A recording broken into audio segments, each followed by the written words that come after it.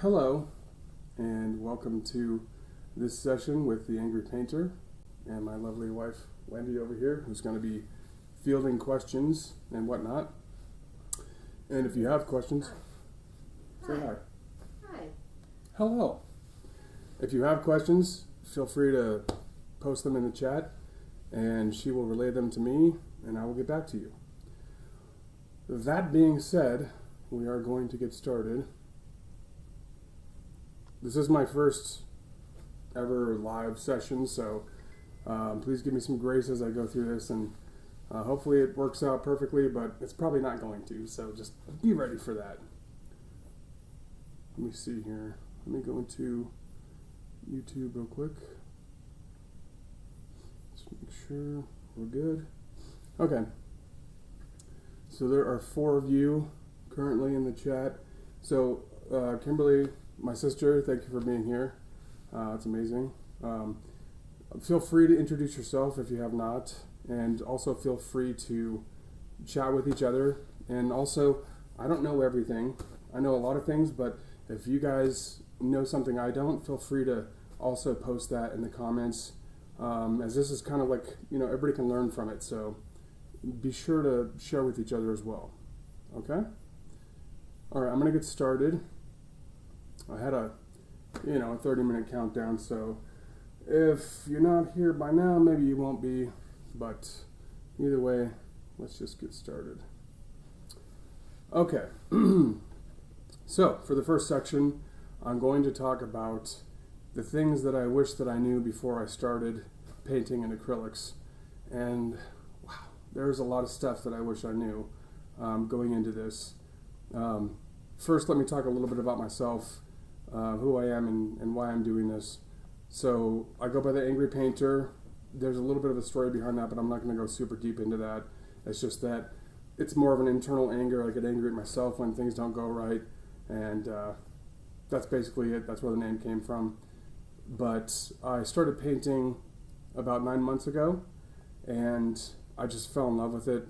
My father-in-law wanted me to paint something for him, and I told him, I was like, I'm a sketch artist. I'm not a painter, so I don't really know how to do that, but I'll give it a shot, So he had this big disc, this cement disc that he wanted me to paint, which had a couple of road runners on it and a mountain scene. And I was not confident at all that I could do it, but I just gave it a shot, and it turned out, okay. It was okay. It was great. Well, thank you. It was okay. I mean, they were happy with it, and if they're happy with it, I'm happy with it. But that kind of sparked something in me. In my head, I was like, I kind of like doing that. That was kind of fun. So I just kept going with it, and then I started getting all the supplies and all the paints and brushes and getting my studio set up. And ever since then, I've been just going, every day I paint. If I'm not painting at least 1 hour, then I'm upset at myself. So I paint a lot, and I hope that you do too. And if you don't, if you're just here because you like to do it as a hobby, that's totally fine too.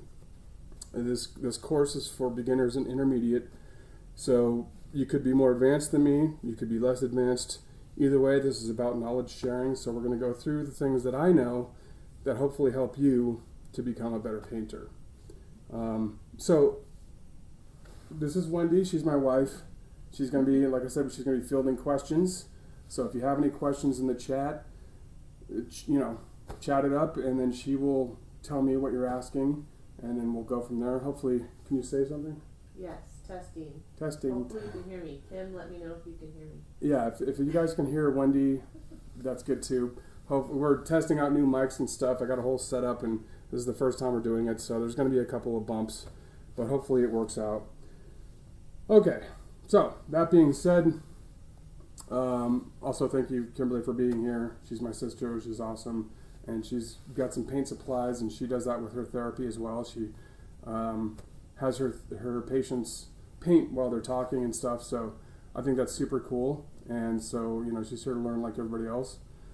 Okay, the things that I wish I knew going into this that I didn't know is the first biggest thing that I will say is that every painting that I've done from when I started to the finished bigger pieces, every single one of them has gone through what they call an ugly middle stage.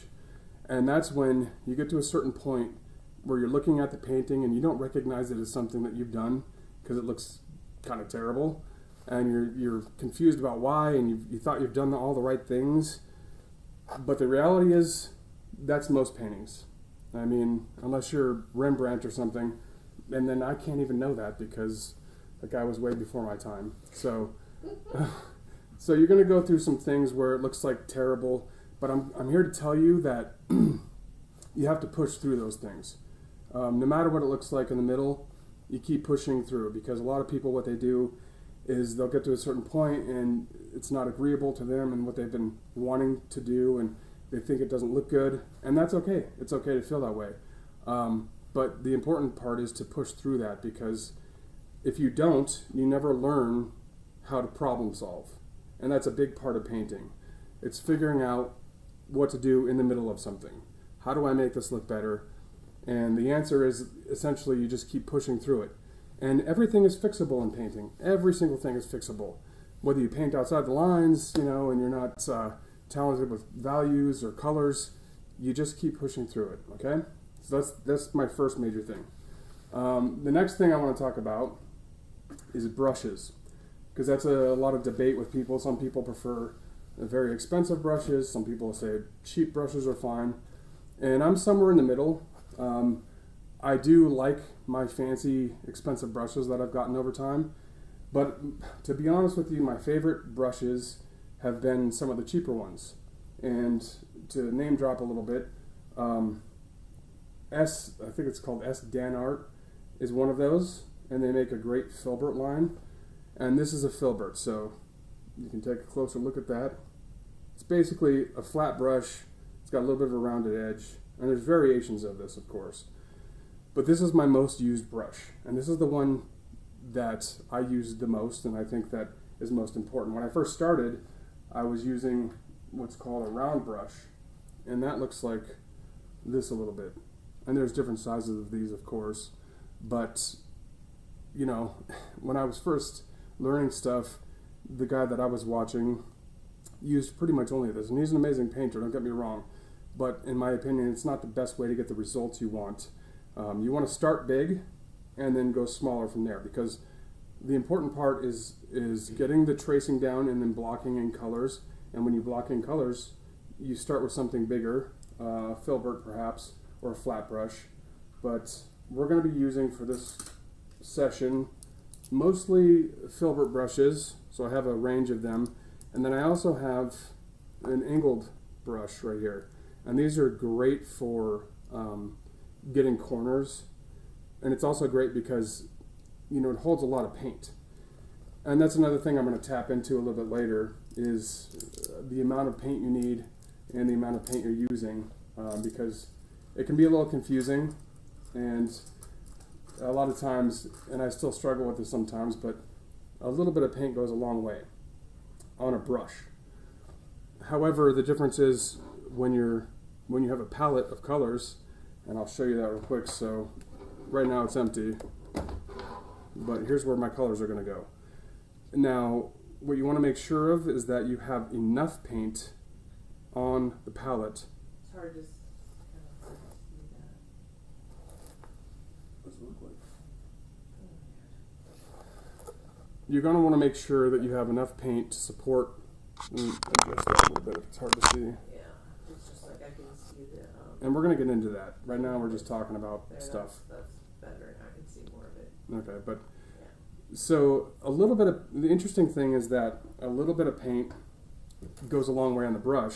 However, you'll be surprised to know that you need a lot more paint than you think you do on the palette. And if you don't have enough paint mixed, then you're going to have to remix those colors, which can be troubling because it's hard to get the exact values that you were seeking. So it's best to have all those values on the surface here, before you even start. Have enough paint here, and we're going to get into that more, but right now we're just talking. But have enough paint on the palette. The brush is different. You don't need a ton of paint on your brush. So have more than you think you need already mixed and ready to go because it's harder to go back after the fact, right? Exactly that. It's much harder to try and match those exact values that you had before. So it's better to have more paint than not enough paint. Okay, so we talked about brushes, and I'm going to keep us going here. I wanted to say something about brushes. Yeah, ask.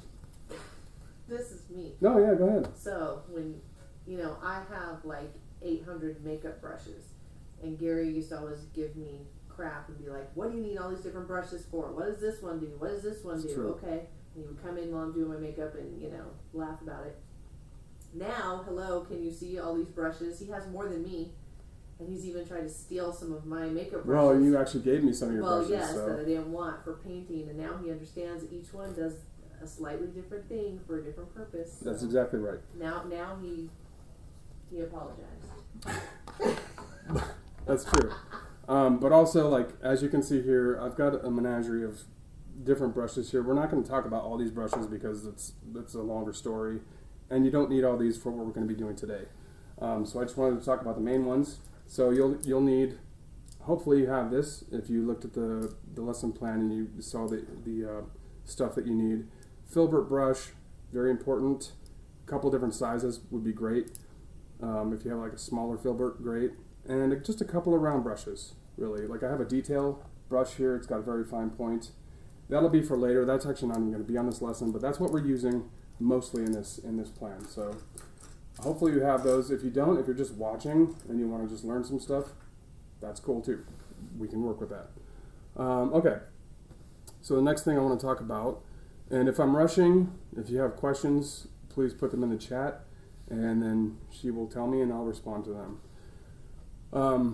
The next thing I want to talk about, though, is keeping the paint workable, because acrylic paint specifically is very unforgiving when it comes to time. You have to work quickly with it, and you also have to have a couple of tools on your side that will help the paint stay workable longer. One of those things is a bottle of water, a mister, and this one actually I need to get a new one. This one isn't great because you want a really fine mist if you can help it. But that, you can spray it on the canvas a little mist. That helps you greatly with things like blending colors. If you're doing a background of gradients, anything like that, a little mist will help you go a long way with that because, like I said, it dries very quickly. And there's going to be a lot of times when even that isn't really helping. And what I say to that is, as you're painting, dip your brush in some water a little bit, wipe it off a little bit, and then keep going because that'll help your blending as well. We have a question about the brushes. Can I see the filbert brushes we need? Yeah, absolutely. So for this, you're really only going to need like a medium-sized filbert brush, about this size, not too big, because it's not a huge painting. I'm working on an 8x10. Let me see if I can show you. 8x10 canvas here, and it's not super huge. So all you really need is something about a medium-sized filbert. This is just to get the areas in, and we will hopefully be doing that today. We're gonna just get as far as we can though. But as far as those go, so get my camera right here. Medium-sized filbert, and then a smaller filbert would be good for tighter areas. There's going to be a lot of that too, because as you can see, if you look at the image here, a lot of this we're going to be doing is just blocking in colors initially, and it's big sweeping colors, so mostly you're going to rely on this bigger filbert brush here. So hopefully you have that. If you don't have that, a flat brush will work fine. And if you're pressed, you can use a round brush, which is, kind of like this guy here. It's basically a rounded edge. I would highly suggest not doing that because it's going to take you a lot longer, and this will also leave streaks as you paint. And you don't want that when you're covering large areas. Does that answer your question, hopefully? Hopefully. Okay, so, yep. Also, another thing I wanted to point out is that I have, if you're in a drier climate, I know that Colorado, Kimberly is drier, so is Tehachapi, very dry here. So what I also have in my room, and you can't see it, but over here I have a humidifier, and before I paint, I turn that on like kind of full blast, so it gets the humidity in the room a little bit higher, and that also makes the paint easier to work with as you go.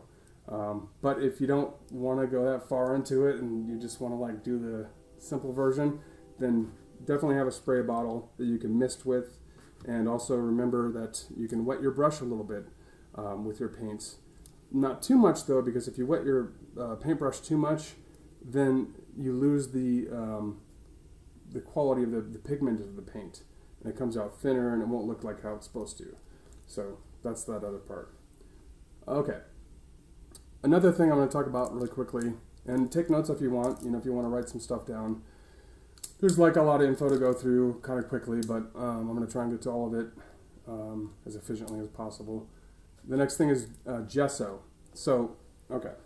For instance, this board right here, this is basically the image we're going to be painting. I've already taped on the image with the tracing paper behind it so that we don't have to go through that whole process. But as you can see, if you can see up here, this is a board that I bought from Amazon. It's just a cheap canvas board, and it's already gessoed, right? So I don't have to worry about that step, which is nice, especially for practice. But anything else, like a larger thing that hasn't been gessoed, like I like to paint on birchwood board a lot, you're going to want to gesso that. And gesso, let me see if I can find it down here. Well, I don't want to look around too long, but it's basically, you can look it up, it's almost like a pre-paint that goes over the top of it. And what that does is it helps stop the absorption, because when you're painting, something like canvas sucks that up very quickly. And you're going to want to have that surface gessoed so that it also, not only does it prevent too much absorption, but it also gives tooth to the paint, so it sticks and it does what you want it acts how you want it to act, hopefully. So that's gesso. And another thing is, after you gesso, with most paintings, you want to do a tone over the top of it, which is basically like you can use any color you want. I tend to use like yellow ochre for the underpainting, for the toning of the canvas, because what that does is helps you see the colors better, because on a plain white surface, it's very hard to see the values, and they can trick you. So you might paint something and like think it looks exactly how you want it to. You'll take it away and look at it in sunlight or some realistic light, and it will look not as good as you hoped. So tinting your canvas also really helps. Most of the work that I do, I don't tint, just because I tend to paint the entire background first, and then what I do is I will trace over the top of that what I need to paint, and then paint over that, because it's very difficult to paint a gradient per se around your subject, as opposed to painting the whole gradient and then doing something on top of that. So I tend to do that, but if you're doing something different, cool. But always make sure that you try and tone the canvas first with very light, watered down paint, just so that your colors are more true to life. Okay, now we're going to get into the meat of the subject, which is paint itself. Now, when I first started, and I recommend this guy highly because he's one of the reasons I got started in this. There's a guy on YouTube called 1000 who's an amazing illustrated painter. He really influenced me and got me started, and I watched some of his videos, and what he used was golden paint. And I will just say, from my standpoint, I've used a range of different paints, and when I first started, I bought all kinds of different paints, and paints that I have here that I probably will never ever use, to be honest with you. The higher quality paint you have, like Golden, so this is Golden, this is their label here. They make all different kinds of paints, but they're very good, high quality, high pigment paint. If you use student grade paint, that is totally fine. You can do that. And it's good for practice. That's no shade on that at all. But if you want the results to look like, for instance, if I want it to look like this, if I use student paints, it may not come out looking like this, not as close as I can. With good paints, you can definitely do a better job. So I just want to make that clear. The higher quality paints you have, the better. Golden, for me, is the standard. There's Winsor & Newton is a good one. Liquitex does make a professional grade paint, but I'm going to get into this also. There's different styles of paint. Liquitex is good, but I actually have a bunch of Liquitex basic grade stuff, and what I use that for primarily is painting backgrounds. Because it's cheaper, I can cover a large area much faster and much cheaper. Because some of the boards that I've been painting, I don't know if you can see the background, but some of them are like 24 by 36. I don't want to, these are expensive. They are. They're worth it, but I don't want to spend $15 painting a background when I could do kind of the same result with Liquitex Basics. But that being said, if you buy student grade stuff, it's going to fight you. It's going to be harder to produce the results you want. If you buy the expensive stuff, it's more expensive to start out, but it's just going to look better, and it's going to act better, and it's going to produce better results for you. Okay, so I think I got that. Okay, so specifically with golden paints, there are different styles of paint. I use what's called fluid paint. They come in these type of bottles, and they're a little bit more liquidy than like heavy body. They're, for me, especially working with birchwood boards, those big boards back there, you can do a lot more detail with them. If you want more impressionistic stuff, that's super cool. I would probably use something like heavy body paints, which they have that as well. There's also open paints, which they came out with not too long ago, I don't think. But the open paints are great because what they do is they act a little bit more like oil paints. And if you know anything about oil paints, those are kind of workable for a lot longer. Acrylic paints dry very quickly, so you have to be prepared for that. Where oil paints, you can work on something for weeks and you can still blend stuff. This you have to kind of work quick with, but if you know what you're doing, you can get very similar results. And they also make this line, which I use specifically for mostly like airbrush, which is called high flow paints. And they come in little bottles like this a lot of times. And I use those for airbrushing because it's already got the viscosity that you want for airbrush. And that's another thing I'm going to touch on is this is not something you have to have, but it is a nice addition to the family of painting. It's an airbrush. This is a very simple one. It's just for basically making gradients, or if you have street lights that you want to like put some fuzz around, some haze, this is perfect for that. And this was actually pretty cheap. This was like, I think, $40 or something like that for a little airbrush, and it's also battery operated, so you don't have cables hanging out of it and stuff. It's very easy to use. I do also have a professional grade airbrush over here for detail stuff, but for just things like gradients and stuff, that's perfect. In fact, you cannot get, maybe you can, I don't know, but I have not been able to get the same quality of gradients that you can with an airbrush that I can with like just paint, or it takes me like 5 times as long to do it, because you have to do a lot of glazing to get, especially on bigger surfaces. It takes a long time to get those glazes and stuff. So I do recommend, even like a cheaper airbrush to do those types of things. My favorite paint to use is definitely the fluid, though, like I said, because it's a little bit more liquidy, easier to kind of like put down on the canvas and spread. But if you want something more for like impressionism and stuff, definitely go with the heavy body stuff. So that's the paint section, right. No, I also want to say, like, don't overdo anything, but also overdo it. You know what I'm saying? Like, so when you're painting, you want to make sure that you have the right amount of paint on your brush, and you have the right amount of paint in your palette. Sorry, my dogs, they're going to bark sometimes. That happens. Thank you, Ruby, for chiming in. She's not taking this course, by the way. But so, where was I? So on the brush, it's very easy to dip your brush in the paint and start painting, but you quickly realize there's way too much paint on the brush. It doesn't take as much as you think. A little bit of paint goes a long way on the canvas. It really does. And that brings me to my next thing, which is make sure that you have a hefty supply of like any kind of paper towel. I have these, but something that you can grab and wipe off paint, because you're going to be doing that a lot. Because a lot of times, I still do it too. It's like I will have way too much paint on there, and there's just too much paint I'm going to put on the canvas, and it's not going to make sense. So having something like a dry towel to wipe off a little bit of paint or just dab it helps a lot.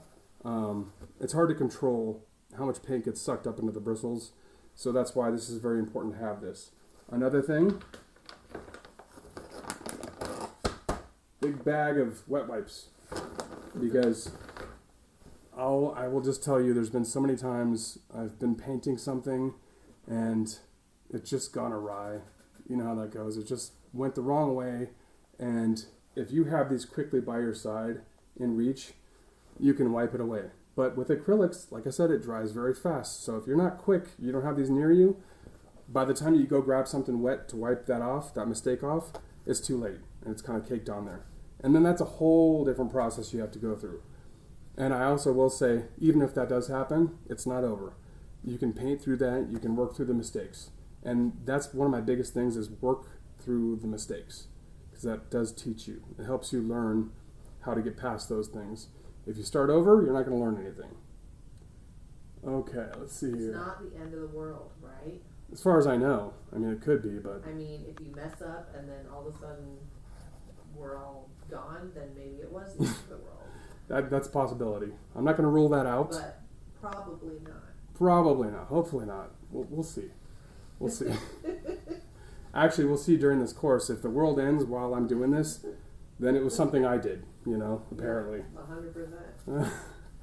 All right, so if you have any questions, please ask them.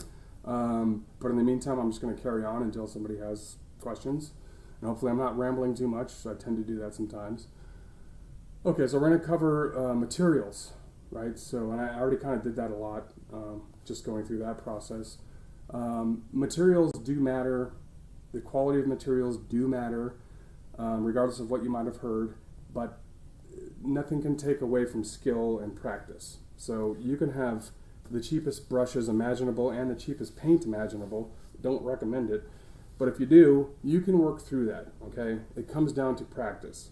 I personally paint, and I think Wendy can attest to this, I pretty much paint every chance I can get. I'm always in here painting, learning, doing, and that's what it takes. You have to, if this is something you want to do professionally, especially, then you have to do it all the time. You can't, if you just want to be a hobbyist and you're here to just do that, that's fine too. But if you want to be a serious painter, your learning curve is going to shrink greatly if you're doing it a lot, So I recommend trying to carve out at least 10 minutes a day to paint if you can. Hopefully longer, but that's important. Okay. Let's see here. Yeah, got through that already. Also, okay, another thing I want to touch on is when I first started, I just got super deep into it, and I was like buying all these paints and brushes and all these things that people said I needed and stuff. You really don't need that much, especially starting out. You need a few tools, a few decent brushes, some quality paint hopefully, and some, cheap, where am I? Wrong one. Which one is it? That one, there we go. Kind of just like cheap canvas board just to practice on. If you want to get, more, if you're doing something that you're going to sell or you're going to hang on your wall, then I highly recommend buying better substrates than just simple canvas board. But for the purposes of practice, buy a bunch of these because they're cheap. I think I bought a whole box of these for like $20, and it came with, I don't know, different sizes, and I think that there was like 15 or so in there. And also, not just that, if I really don't like it or I just want to keep practicing, I can just paint over that and use it again. So I recommend buying some of those canvas boards just because they're cheap and easy to practice on. Let's see here. So it's like the registration stickers that go on our license plates. What? Just keep putting in the new ones. Oh yeah. Okay. Interesting analogy there, but yeah. It's like, yeah, registration stickers for your car. You can just you put it over, you keep pasting. Now, I think mine's like this thick I know. on my car. I had to take some off of mine because it like wasn't even. I didn't even think those came off. Well, I just tried really hard and peeled them off. That's it. You tried really hard. You persist. You persist no matter what, okay? All right, so this class specifically is mostly about light, shadow, and values, and where the light's coming from and how those shadows hit things, and warm and cool effects and how that affects things. It's a very simple painting, but I do believe in my heart of hearts that if you learn the fundamentals and you do it well, I mean, I can tell you right now, like, let's see if I get the right one there. There it is, good. I've painted this probably 4 times and things similar to this several times. Not just because, I mean, I do want to learn, but it's also because practice helps you discover how to use things. And absolutely, you're going to discover things that aren't on the menu. Like, you're going to see how you like to paint and what colors you like to use. And you don't have to get stuck in anything. You can use whatever colors you want, but there are some colors that don't mix very well and can turn very quickly into a bad story when you're trying to paint a bigger painting. But that's a story for another time. Okay, let's keep going here. Down the list here. Okay, so the main colors we're going to be using today, I'm not going to get too deep in the weeds with doing too many colors, just because maybe you guys don't have all the colors and stuff, but titanium white, if you buy paint, you're going to have to buy an excess of this, because I use it all the time. I thankfully have quite a bit of this in my drawers over here, but I go through this like crazy. It's probably the biggest pigment you're going to use in your paintings. Secondly, Payne's Gray, amazing. And yes, you can mix this actually yourself with like aquamarine blue and carbon black and a little bit of raw umber can also create the same effect. But this, I have so much of this stuff, I'm not even going to deal with that. I'm just like, I got it, so I'm going to use it. But this is great for giving shadow and creating atmosphere and depth. Carbon black, or any kind of black, really, I stay away from most of the time, unless I'm trying to really get a high contrast painting. Most of the time, I'm going to be very comfortable with Payne's Gray because it's kind of somewhere in the middle, and it's a very realistic shadow, I would say, because even with your darkest shadows in life, there's still color there. If you go straight to like hardcore black, especially like carbon black, it's so dark that it absorbs light basically, I would say be very cautious with using something like carbon black. If that's all you have for this, do it. That's fine, we'll work through it and it'll be okay, but I wouldn't recommend it. That's just my stance on that. Let's see here. Gone over that. Good. So I'm not going to talk too much about this, but there's something called mediums with acrylic paints, and that's basically, here's my mediums. So anything like this, can you see that? Open acrylic matte medium. I use satin glaze a lot of times. But these all do different things in small ways. But a lot of this is like basically once you create something, you can glaze over it and add shifts in values slowly over time. The dog's going crazy over here, so I guess that's her job. She's doing a good job at it. But I'm not going to go too hard into that because that's not part of this session. But something to look into for sure, and I'm going to cover that in a later video for sure. Okay, I did that. Lighting. Yeah, so lighting is also important when you're painting. You want to have natural looking light when you're painting if you can. So CR 90 plus, basically, the higher you go in that number, the more closely it is to natural light, which is something I recommend. I have a setup here with a light overhead and stuff. But ultimately, as long as you can see what you're doing and it looks kind of natural, that's good. I wouldn't go too warm because that'll lie to you, and it'll make what you thought looked one way when you bring it outside looks totally different. So you want it to look ubiquitously the same over the course of somebody hanging it on their wall or your wall, or you're going to sell it. You want natural lighting, the best that you can get. They can go very expensive. I have pretty cheap lighting, to be honest with you. I haven't found a problem with it, but I'm going to link all the stuff in the YouTube chat there at the end of this, so you guys can get it if you want. But lighting is important. You need to have, especially for like just consistency, right? Like everything's kind of evenly lighted. You want that. If lights are over here and over there and shadows, you want something that's not going to create a lot of shadows. You already have shadows in the painting, and you want that to be as true to life as possible while you're painting, right?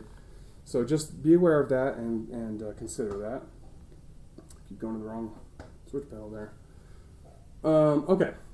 This is a biggie. Accessories. Yes. Accessories exist in this world, and oops, I turned one of them on right now. Oh my god. Can't even show My hair dryer. Maybe you could have. My hair dryer. You probably know what that is just by hearing it, but blow dryer. This thing is very important for acrylic painting. So even though acrylic paints dry fast, and they do, these are very useful to have handy near you, because sometimes you want to work quicker and you want a certain area to dry so that you can either keep working over the top of that or not smudge your hand in it while you're painting other stuff. Now, you don't need this. It's good to have, but what I do if I'm not using the blow dryer, then basically what you can do is paint an area, wait for that to dry, and as you're waiting for that to dry, you're painting another area.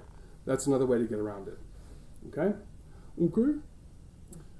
All right. Another big thing for me, as I get a little older, my eyesight's not quite what it used to be. I used to have great, what's the... 20/20.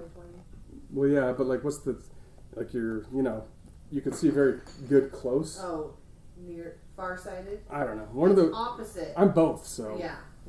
I go both ways. But I'm only one way now. She's only one way now. But we'll fix that. In college, I was both. No. But these have been absolutely a game changer for me. I'll also link these in the description as well. But these are awesome. These come with different fittings. These lenses, so you can actually I think there's 6 different lenses you can use. These ones are set up right now so that I can kind of see. I can put them on and see what I'm doing from a little bit of a distance. But they're invaluable. Honestly, they're awesome. They're magnifying glasses, and they really help you see kind of what you're doing if you have any kind of vision problems whatsoever. If you don't have that, or you want to get that, a pair of, what do they call them, reader glasses will be fine, just so that you can kind of see what you're doing as you get, with the more detailed stuff. Because otherwise, if your vision is a little bit bad, you're going to get a little sloppy, and it's not going to be good. Okay. Another thing I want to talk about materials-wise, this little squeeze bottle is awesome. Because what I found myself doing is if I wanted my paints a little bit wet, I would dip my brush in the water, but then sometimes it would have color on it still, and that would muck it up, So this is great because you can control the flow. You just put a little dab of water in there. I do recommend distilled water with everything when you're doing acrylic painting as well, because it's just cleaner. So that helps as well. I talked about paper towels, wet wipes. You got that. Hopefully you're going to get those things. Okay. Yep. Another thing I want to talk about is your brush cleaning system. So this one, I can't tilt it because it's got water in it, and that would probably fry everything in here, and we don't want that. I would lose the live stream. But this has in the bottom, and it's got ridges, so you can wipe your brush. But you want something with, even if it's a mason jar, something you can rinse your brush out in, and then dry it with your paper towels that I talked about, because you're going to be switching colors, and you don't want leftover color on your brush. Sometimes you do, but most of the time you don't. And you want to be able to have a clean brush and dry it off and work again with that same brush. Because I've been in situations where, I'm impatient by nature, so I'll be painting something and I'll just toss the brush in there, and I'll just grab another brush that's similar and keep going. But that can be, you end up with like 100 brushes in that thing, and you also have to realize that, well, I have to clean those too, and it's kind of a pain. Also want to talk about that really quickly. Cleaning your brushes is very important. I'm sure Wendy can speak to that with her makeup brushes. But oh yes, but Gary cleans his like every night. I only do mine like once a week, deep clean.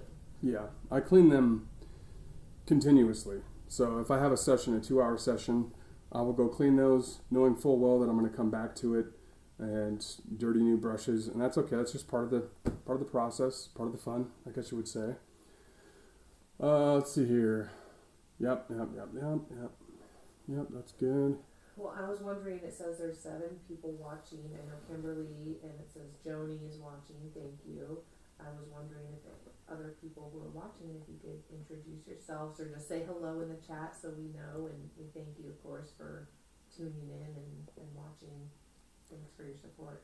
Yeah, absolutely. Chime in, and also I want this to be very much like, there's going to be people in here that probably know more than I do, and there's always obviously going to be people that know less, but this is a community where I want you guys to also help each other. If I say something and it doesn't jive with you, ask a question or give us your own info, something that you know. What did you say? Jennifer from Maryland. All right. Hi, Jennifer. Nice to meet you. Digitally, that is. Okay. So I actually got through this a little bit quicker than I thought I would. Making good time. Yeah. So basically, we're... And Orion Sanchez from Fort Worth, Texas. Hey, Ryan. Orion. Okay. I think, yeah. Sounds Irish or something, isn't it? I don't know. But welcome to the session. Thank you for being here. Hopefully everybody learned something from this and can get something from it. If not, sorry. But we're gonna move on a little bit. So we got through kind of the major things, like the things that I wish I knew before I started, the materials you need to produce this stuff. So we're going to get into actually the tracing. So now what I've done, hopefully I go to the right camera here. Mm-hmm. Well, it's moved a little bit. You've moved them. When the hairdryer went off. Point that way, guy. I got to go into my camera. Sorry, guys. One second. Yeah, you need to adjust it so you Yeah, I'll adjust my camera. Got to make an adjustment.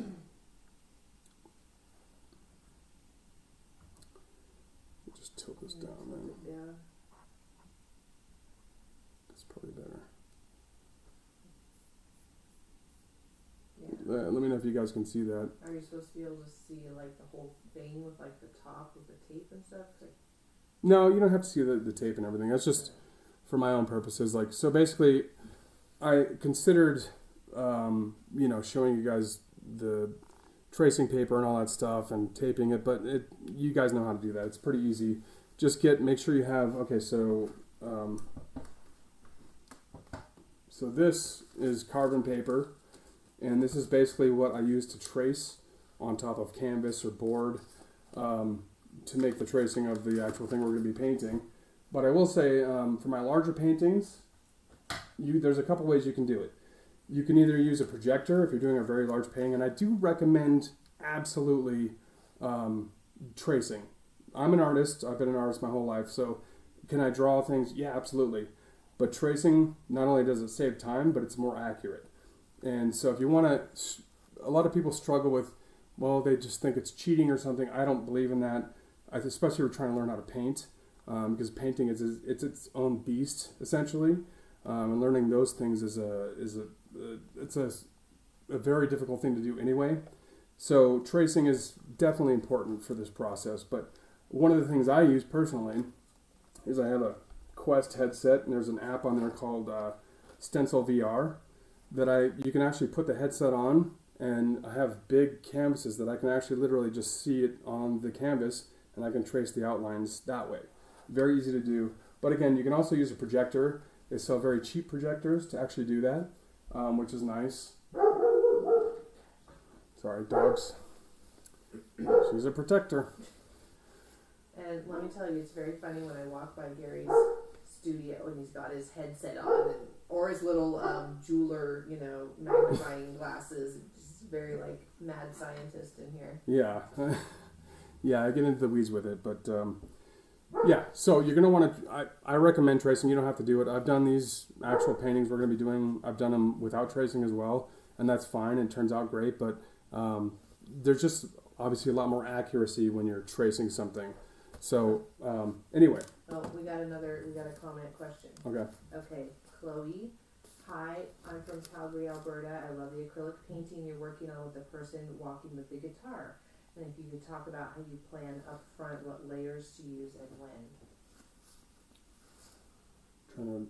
Okay, I think I know what you're talking about. Maybe the new one on the train track? No, it's this one over here, I think. So what was the question again? If you could talk about how you plan up front what layers to use and when. That's actually a great question. So that's a actually I wish I said the train track one. Oh, the over there, one, over right? there, over there. The Yeah. new one.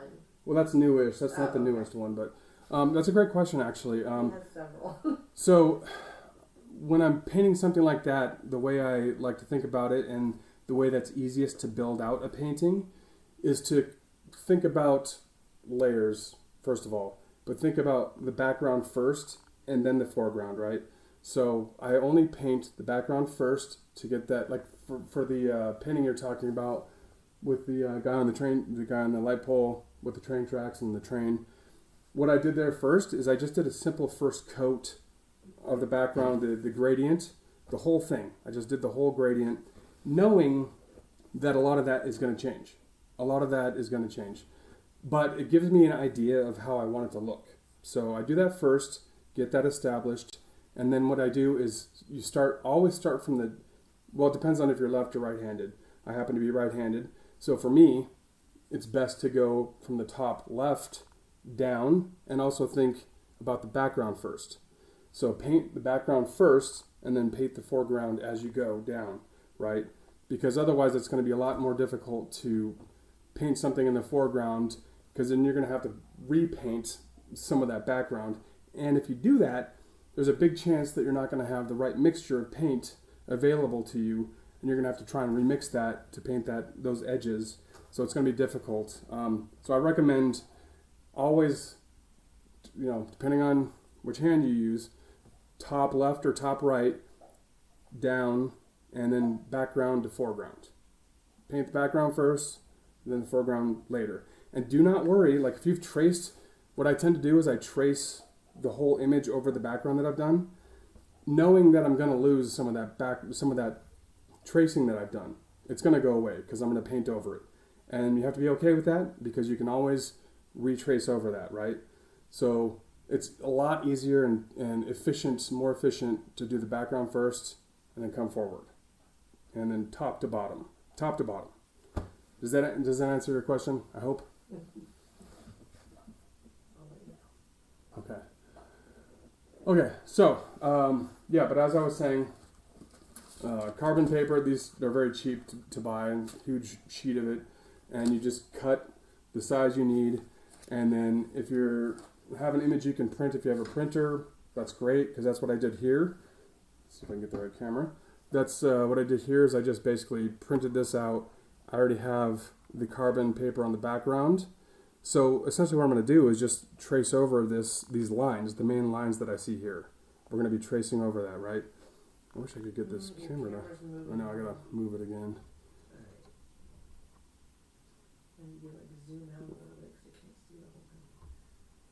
We're learning as we go, folks. That looks good. It's okay. The camera keeps like drifting. I don't know why, but... Tokyo Drift. It's something. But whatever, we'll make it work, okay?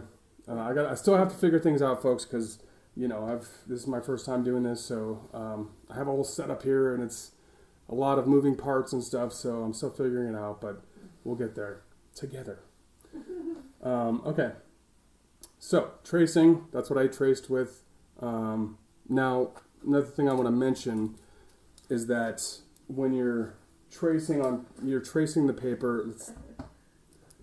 Thank you, Chloe. Chloe said they're patient. We're awesome. Okay, thank you. I appreciate that. When you're tracing, it's very difficult to see the lines that you've traced if you're using a black pen. You can do it, and I actually just got these today, so I'm excited about that. But I got multicolored pens, so that when I'm tracing on this guy right here, I can pick a color. So I have, for instance, where's my pink? Pink actually worked really good with this one. So when I have my pink pen out and I trace, I can actually kind of see where I'm going, you know? I can see that pink. Because if you're not, it might be hard to see on the screen, but I can see it pretty good here. Otherwise, if you're tracing with like a black pen and it kind of matches the colors that you're trying to outline, it's going to be kind of difficult to see, and you might not remember where you hit. So it's good to have multicolored pens that you can actually see where the outline is. Just FYI. Okay? So, man, this camera, I'll tell you. Those pens are giving me a blast from the past. Remember those pens? They're totally like high school. Yeah, with all the like 4 different colors and stuff. Yes, exactly. I haven't seen those in forever. I don't hate it. Yeah, I kind of want to steal one from you. Yeah, I have like 3 here, so you can have one of them. Or 2 of them. I don't know. I probably don't need all of them. All right, so, hopefully that answers a lot of questions, but if you have more questions, please do ask me, and I will be more than happy to answer them. She will interrupt me at any time she feels necessary. I have no problem doing that. Do it all the time. Okay. So, now we get into some of the fun of this, which is, if everything goes as I plan, I'm going to be tracing this and then hopefully blocking in some colors. And that's the fun part, okay? So we're getting to some fun stuff, but if you're following along and just want to watch, that's fine too. This is going to be saved on YouTube. So if you want to go reference it again or whatever, feel free to do that. I'll probably post a link in my Facebook page. But if you're following along and you're painting as well, please do let me know if I'm going too fast or, it's like you want to absorb something more. Let me know and I'll slow down and I'll explain things. But for now, I think we're going to move on and do the tracing part of it. So, hopefully those of you that are following along with the painting process have your stuff set up already. If not, sorry. But we got to move along, so we're going to go ahead and start tracing. Let me get to the right camera here. I got to get used to this camera system. Got to get used to those cameras. So anyway, we're going to keep it very easy. I'm not going to do a lot of talking during this phase, which is rare for me. I'm going to go ahead and trace this outline. And yeah, if you have your stuff ready to go, and just one thing I want to notate is don't worry about being perfect with this. As long as you get the general outline, that's okay. You don't have to be a perfect sketch artist or anything like that, okay? Just get the general outline here. Just make sure, more than anything, that you hit all the lines, because some of them are a little hidden. For instance, there's like a little crack here. You want to make sure that you hit that. Like I said, it doesn't have to be perfect. Just get the idea.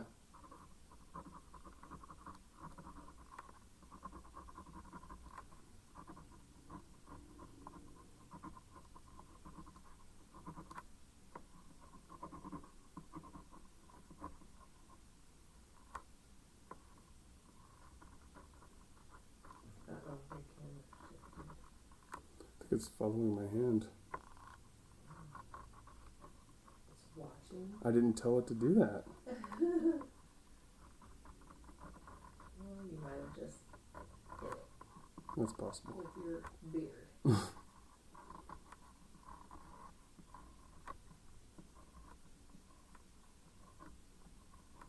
I can't express enough that these beginning stages don't matter nearly as much as the later stages. There's going to be, like I said, there's going to be an ugly middle phase where things don't look like the way you want them to, and that's perfectly fine. Everything that I've learned in painting, everything is fixable, no matter how far you think it's messed up. Okay, Chloe asked about the pen. Is it an acrylic pen? No, it's just a regular ink pen. Right? Yeah, this is a regular ink pen, and this is just for the purposes of tracing that carbon paper onto the canvas itself. So your canvas paper will basically, trace on the implied impression that you're doing with your pen.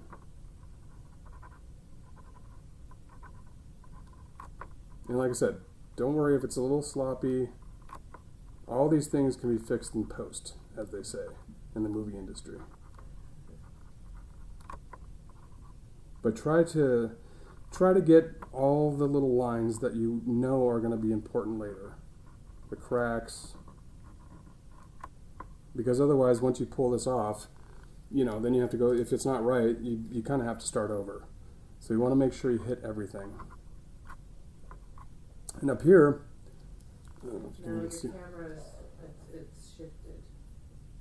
Why are you shifting, boy? Let's see if I I can. think you hit it. Isn't it that thing? It's Yeah. like, I think you just hit it and it turned.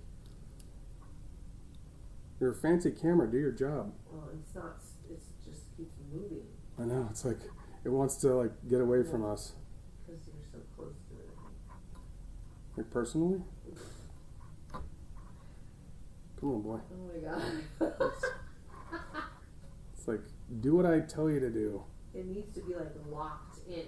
It keeps yeah, it's supposed to be, honestly. It's like, oh, that's why. Technical difficulties. I know why. Okay. I figured it out, everybody. It was on tracking mode, which it wasn't supposed to be. No, I think it's better to just be static. Yeah, I know, that's what I'm trying to do. Yeah. Sorry, bear with me.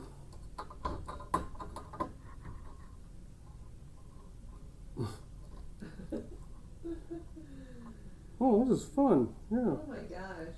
Okay. Tie it down there. Okay, now I can hopefully move it. Sorry, everybody. Working out some kinks.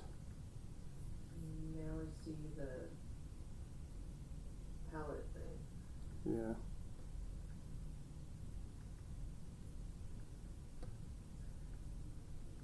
Oh, there we go. Is that better? Well, yeah, over more there. There. Okay. There. Yes, and get a fancy camera, they said. Oh, it's Friday, 3-day weekend. We all need this. We're all learning. Yep. All right, so I'm just gonna. So up here, you can see that it's very. I mean, it's basically just there's nothing there. It's all white, and that's because the light is hitting it directly right there. So even if you make up something, just draw a line. Just whatever you think should be there. Doesn't matter, honestly. Pay more attention to the lines that are there. These guys that you can hit, and even the shadow right here. If you see the shadow that's in here, I also outline that because that's going to be important later. So make sure you do that.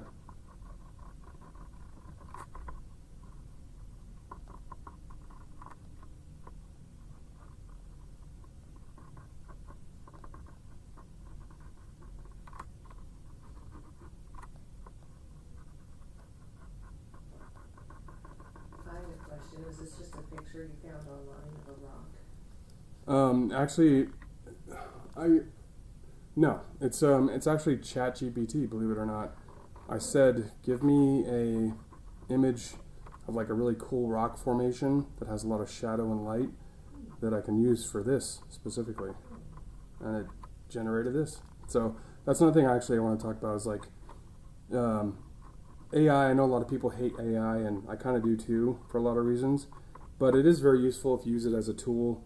And just for things like this, if you want to do this on your own, ask ChatGPT to generate whatever, generate a glass with whiskey in it, because that's what I want to learn how to paint, and it'll generate something for you, and you can use that as kind of a still life, and just use that as a reference image. And that's another thing also is, so I also have this, you can't see it, but up here I have it as a reference image so that I can look at it as I'm painting. So also have that available to you. Hopefully you have something you've either printed it out or you can look at it on your tablet or whatever, because reference images are very important. The better that you get with painting, the less you need them, but even the masters use reference images. Yeah, when I come in here, he usually has his iPad on his little arm thing sticking out, and yeah, he's got his reference image on there that he's constantly looking at. So Yep. Chloe says she loves ChatGPT. It's so That's awesome. I mean, it is. I was resistant at first. I'm a painter, just ask it questions about, stupid stuff, but it is good for a lot of things, as long as it's not replacing your critical thinking skills. That's right. I mean, the way I approach ChatGPT is I come up with my own ideas first, and then after I've basically exhausted all of my own ideas, then I'll say, hey, Chat, like, how can you take this further? What other ideas do you have about this kind of thing? Because I do think it's important to use your own brain as well, of course, and not just like let technology do everything for you. So, okay, I think, I could be wrong here, but I think I got everything pretty much lined up and drawn in. So sometimes what I will also do, even though I have all the lines here, that's good, but what I will also do is where the shaded areas are the darkest shaded areas, I tend to do just like a little scribble, just so I know the difference between what the lines are doing, because if, up here in this section it's obviously completely white, but in the sections where it's dark, I want to know exactly where those things meet. So this is the shadow right here from the rock itself, right? I'm going to outline that a little bit, just so I have a reference. You got to have a reference. Oh, there's a spot I missed. See, I would have missed that. And again, just be loose with it. Things can change. You can edit when you're painting. You just want to get the idea down, really. Okay, let's just make sure. I think I have everything here pretty much. A little loop right there. Now, for me, personally, I like to be a little bit loose with things. So even though I just trace the whole thing, my painting that I do is not going to look exactly like this. It's going to look a lot like this, but I also like to just kind of mess around and do whatever. If I think a crevice should be here or not there, you can do that with paint. It's up to you, really, So just be free with it, have some freedom with it, and don't be afraid of it. It's just painting. We're just painting, and like I said, if it's not how you want it, just paint over it. Just do it again. That's what we're here for. So the more times you do it, the more times you have to try something different, the better. You learn as you go. Huh? Oh, Kimberly said, so far my freehand looks like a decaying tooth. That's okay too. We can work with that, honestly. I mean, I think the reference image kind of does look like a decaying tooth. It actually kind of does. You're on I never thought about Kimberly. it that way, so I think you're in the right place. We can make it a gold tooth if you want, but yeah, like it's okay if it looks sloppy right now. That's totally fine. That's expected. It shouldn't be perfect. The main thing, and see, I already missed something. Like I didn't even see this line here.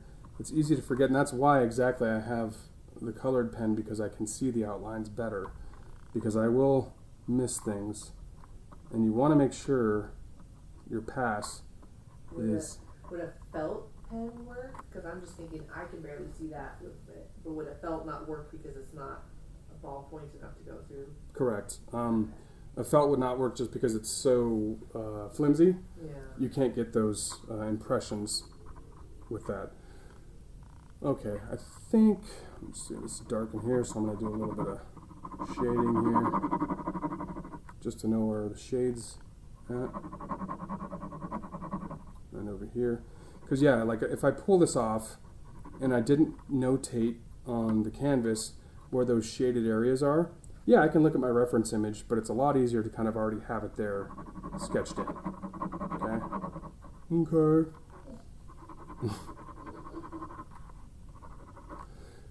So the purpose of this class, this first class, is basically just to get the bones of everything done. We've got the tracing. Hopefully you have it done too. If you need me to slow down, please tell me. I do work pretty fast a lot of times, so if I'm going too fast for you, do let me know. I could slow down and take a beat. But from this point, we're going to basically take off the the mask here, the carbon paper. Rip the Band-Aid off. Yes, we're going to rip this off. And hopefully everything turned out like we wanted it to. And I can see the trace good enough. Let's see, did it work? What's that? Yeah. Yeah, see, I can already see, it looks pretty good, but I can already see that I did miss something on the bottom here, which is fine. And like I said, this is why it's important to have freedom with your sketches and with your painting, because whatever you're tracing and whatever you're using, it doesn't really matter. It's like, as long as you get the angles, that's the most important. The angles and the shading, that's the most important thing. So I'm just going to put a little line here where it's supposed to connect. We'll just do something like this, you know, it can be a little craggly. That does kind of look like a tooth. It does actually kind of look like a tooth. I never thought about that. ChatGPT, what are you doing to me, man? I said rock, not tooth. Yeah, it does look like that. I kind of want to have my teeth replaced with something like that. That's powerful, man. Okay, so hopefully by now you have something that looks a little bit like this. If not, I don't know how to help you. No, I'm just kidding. But if you do have any questions, please let me know. You know, especially if it's your first time doing something like this, I know it can be a little challenging and intimidating. But you're here to be intimidated. Yes. Yeah, just once you tear off the carbon paper and everything, you know, if there's any lines missing, just go freehand, man. Just fill it in, you know, where you think it should go. It's not that important. Don't get me wrong, it's important to have the right, you know, general structure, but if it's lacking in some areas, that's okay too. Okay, everybody, let's see here. So, show of hands, does everybody have this done? Do you need me to hold off a little bit? What do you need? Tell me. It's probably going to take like a few seconds to get to them, but Yeah. because after this, we're going to start blocking in colors, and I'm going to show you how that works. Chloe said all good. Okay.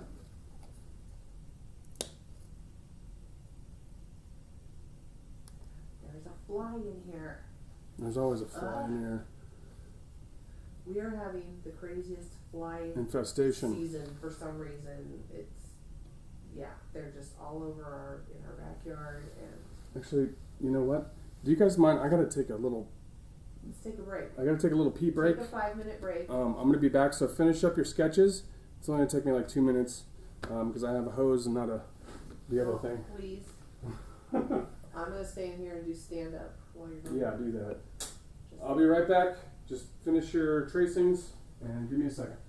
You keep them entertained with jokes. No, not really. I'm not a painter. I am actually the least artistic person ever. I can barely even draw a stick figure, so Gary and I are opposites in that way. It's very funny.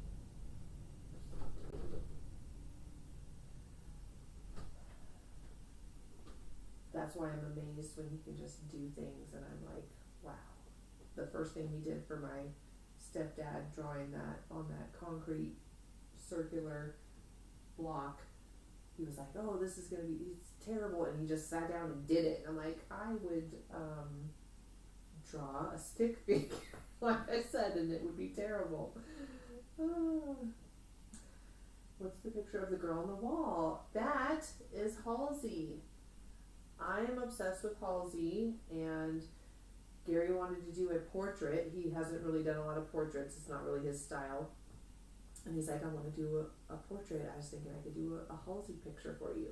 And I was like, yes, that would be amazing. And we looked at all these different pictures, and he actually picked this one. And I, of course, found all these other ones, but he was like, he thought this would be a good one to really get like the face and learn how to kind of do a portrait. So yes, that's what that is.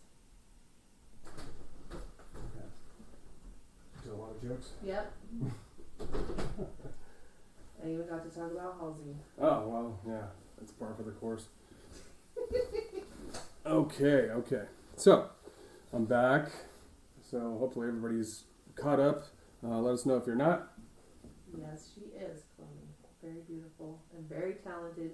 Gary finally saw her with me on tour this last October. I've seen her like 5 times. It was actually pretty incredible. Yeah. Especially the imagery in the background. Visuals, Yeah, it was insane. It was very good. And then, of course, No Doubt, we saw them. A few weeks ago, a week and a Has it already been a few weeks? well, 2 weeks, I think. Wow. Yeah. Crazy. Okay, so thank you for waiting for me. When nature calls, you know. But anyway, so now we get into the really fun part, which is blocking in colors. And this part specifically, just don't worry so much about it. It's gonna not look perfect, you know. It's like the thing about acrylics, everything is in layers. And I can't even tell you how many layers I do on some of these paintings. A lot. So it might start out looking a little ugly, but that's okay. What we're doing right now, here's my buddy the fly, is we're just blocking in the colors, okay?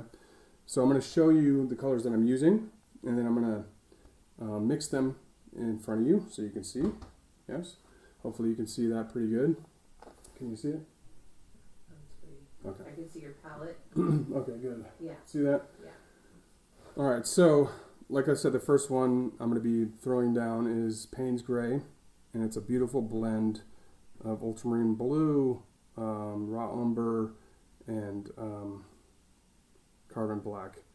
And again, if you don't have this, that's totally fine. You can use black. I don't prefer it, but you can definitely use it. I'm also going to be throwing down my titanium white. That's another thing I want to touch on, is like try to keep your brights and your darks organized.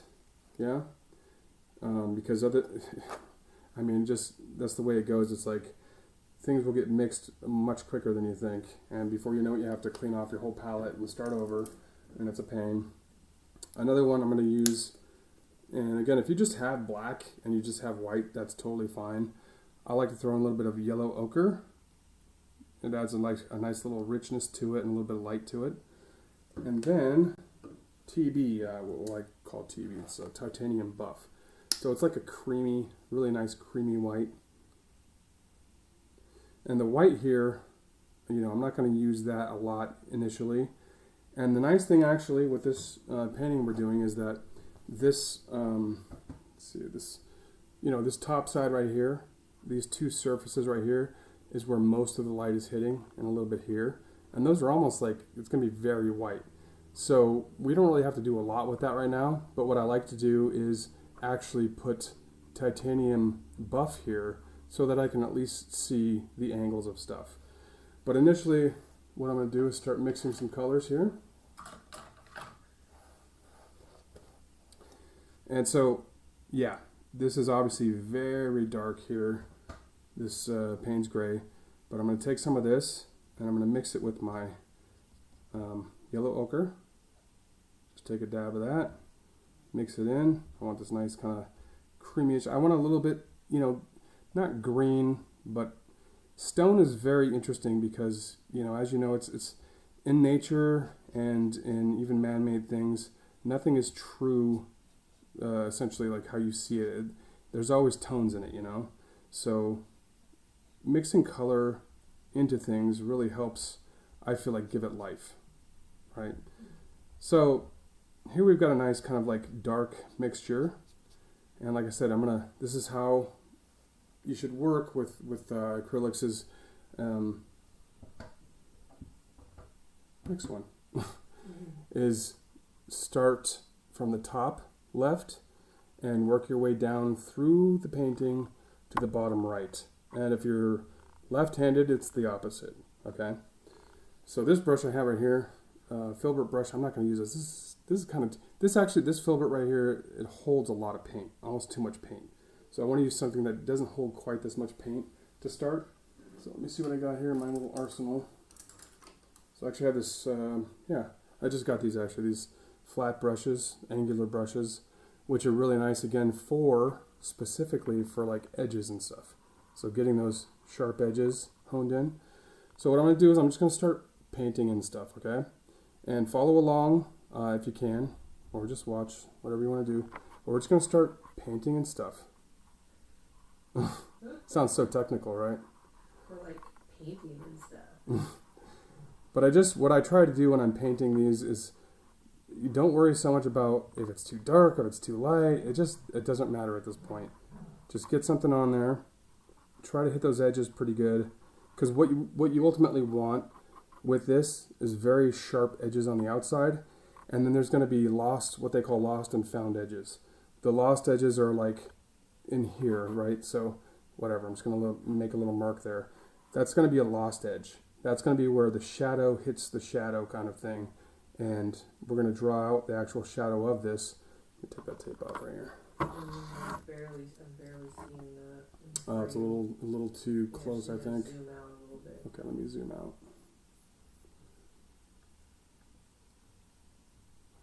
Keeps going to tracking mode. I don't know why. Let me go back a little bit.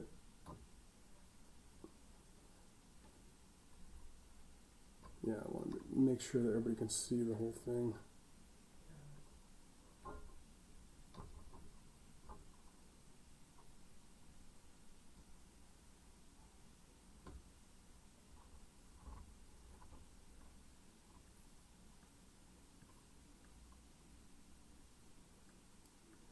I guess I should just get like a static camera because it's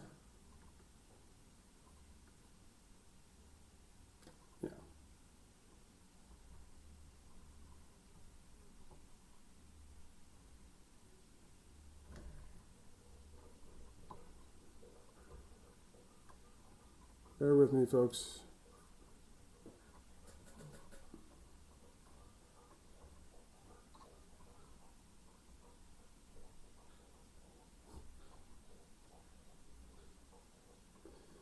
Okay, now I'll point it down.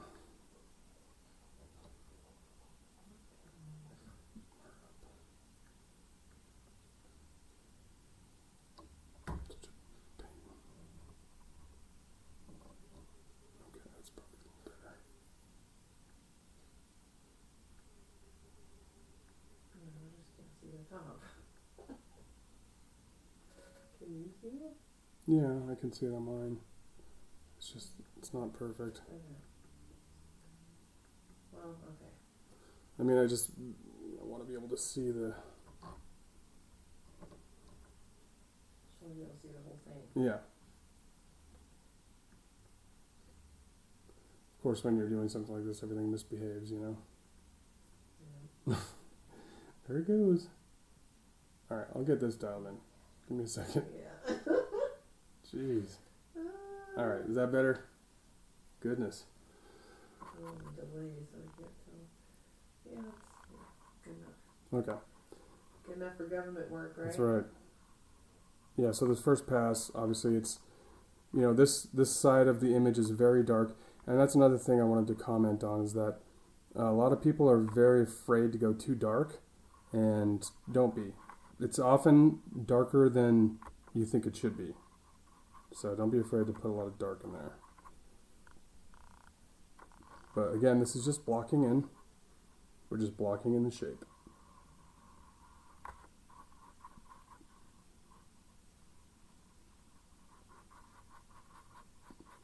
Now with things like these little edges right here, I don't often do this, just I'm very comfortable with the filberts now, but if it's not comfortable for you, use something like the round brush to get those little tight corners, paint in there. Yeah? And just get those blocked in. You want to have mostly defined lines so that you know when you come back to it where everything exists.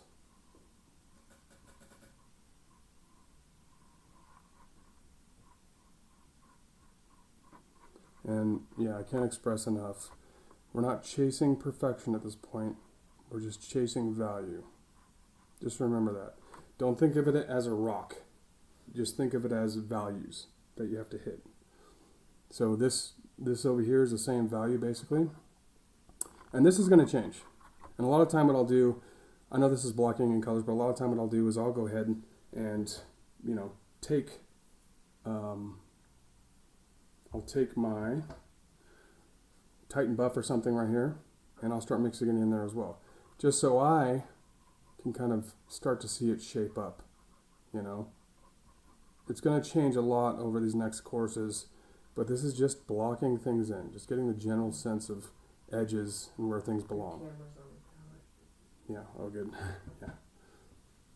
When you say value, I'm a painter. All these people, I know they probably know what you mean, but what does that mean? Value is essentially light and dark. Think of it like that. Like color is different than value. Color is color. Value is the shift in balance from light to dark. So what we're doing here is just literally putting in values for the sides where the light hits and misses. So for instance, this is the darkest side over here, all this stuff. So we're putting in those values to meet where that light isn't hitting. Up here, it's going to be more white and where the light is actually directing directly at it, you know? Does that make sense? Hopefully. Yeah. And don't be afraid to be free with it. You know, it's like you want to mix a little bit of color in there, do that too. At this point, it just doesn't matter that much because this is just literally blocking in. So another thing I wanted to mention though as we're going is that, oh, I forgot to put my mic on. Hopefully they can hear me. Oops. Oh, okay. He just realized he didn't have his mic on. That's probably maybe Chloe was trying to. Oh, sorry about that. I asked what value was because I didn't know when he was talking about that, but you guys probably already know. Yeah, sorry if you can hear me. Hopefully you could kind of hear me. But we're just blocking in color values at this point. Don't be so afraid to just play around right now and be a little loose with it. Because if you're very rigid at this point, you can't get too focused on detail at this point. This is simply just getting into values. In the next session we're going to get more detailed. But just try and outline those specific outlines that we did with the tracing. That's the most important thing.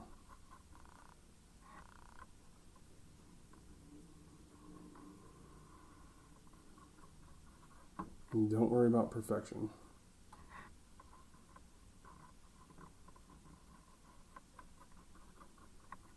Yeah, and so like with this, I'll throw a little bit of titanium buff in there just to give a little attitude.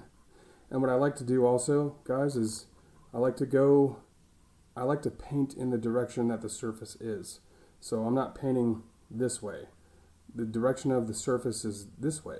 So if you do that, I personally believe that adds a lot of realism in your finished product. So try to do that with what you're doing. Try to go with the flow of what you see. And another big thing that I wanted to also touch on as we're talking here is when you're looking at your reference image, just remember that paint what you see and not what you think you know. Do you know what I mean by that? It's like, I think I know what a rock looks like, and I do. I think I do. I mean, pretty much know what a rock looks like, but you'd be very surprised how differently that can turn out if you just start painting and don't pay attention to all the nuances. It's better to have this reference image and paint what you're seeing, you know, because then it'll be more accurate. I mean, we probably all know what a rock looks like, but we've never looked at it to paint it. Exactly. So we've never examined all the intricacies. That's true. The surface area and texture, like, you know. Right. And yeah, so here I'm adding some Payne's gray into this just to darken it up a little bit. And another thing, there's going to be a lot of other things here, but when you're mixing your colors, just don't worry so much about like, oh, it's not perfectly mixed or whatever, especially with something like stone. Stone has so much variation to it in color and striation that you almost want it to be a little bit, you know, not totally mixed in. You know, have a little bit of this in there and just play with it. See what happens. I always forget which camera it is, but all right. So yeah, just play with it. Add some things. This is just, in the simplest terms, just getting the right nature of the rock down. It's like stages, right? It's just Yes. stage one. It's not going to be perfect. It's not even going to be close to perfect. You're just kind of getting the basic outline. It's not even going to be close. Basic kind of feel. Yep. And so, for instance, right here, where this undershadow is, hopefully you have the reference up. The camera's on the... I know, it's okay. But this is your darkest areas, right? So with this, don't be afraid to just throw pure Payne's black onto that. And we can edit as we go if it needs to be. There's going to be some variation in that as we go. Like I can add a little bit of, titanium buff here just for some variation. But also see what I mean, like a little bit of paint goes such a long way with this. So you have to be a little careful. But just feel a little free with it at this point. Don't feel so tied down to anything, because things are going to change, trust me. It's going to look totally different than what you see right now. So, I've got these two major areas blocked in a little bit. We can't see that. Oh, you're still in that, yeah. Right here, we got these two major areas blocked in for the most part. Like I said, it's going to change a lot of different blending and stuff. But we kind of have that in there. Now what I'm going to do, because it's, bottom, like I said, top to bottom and left to right, and opposite if you're different-handed, we're going to do the darkest parts now. So that's just going to be pure Payne's Gray right now. And if you have carbon black or whatever black you're using, totally fine. Just throw that in there.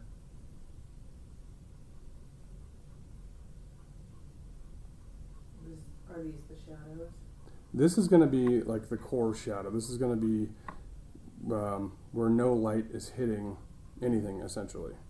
There's going to be a little bit of ambient light, as with anything, unless it's like truly, black. But everything has color. Everything has a little bit of light, unless you're in a closed room somewhere, and hopefully not, some sort of terrorist situation. Unless it's our Doberman, Ruby. Yeah. Oh, actually, it's funny because she is like that. I think she absorbs light. She's so dark. It's like you can't see her. Like you cannot see her. Go into the bedroom at night, and if the lights are off, she's on the bed, but you cannot see her. Yeah, like at all. And then you get the fright of your life. Oh yeah. So as you can see here, we're getting the dark parts in, and obviously this doesn't look like the picture, right? And I want you to feel a sense of confidence with that, because it's not supposed to at this point. Yeah. This is just getting some values in there.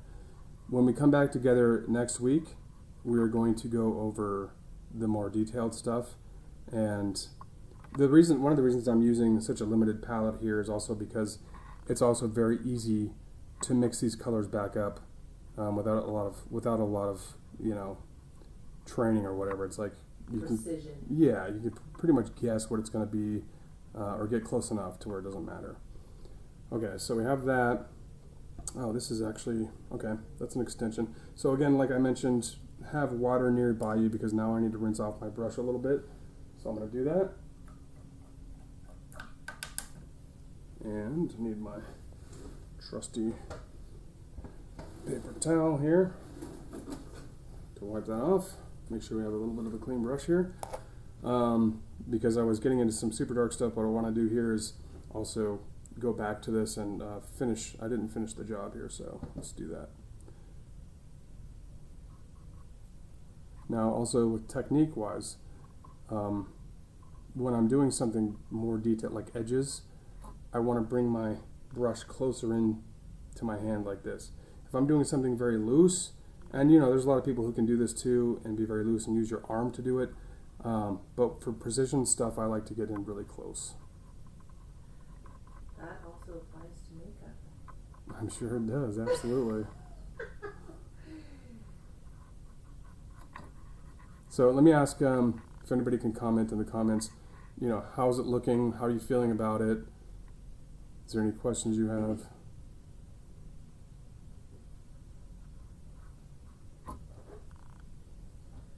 Well, they're going to have to put their paint brushes down. They're going to have to put their paint True. brushes down to type. So you don't have to do that. It's going to disrupt your whole flow. That's true.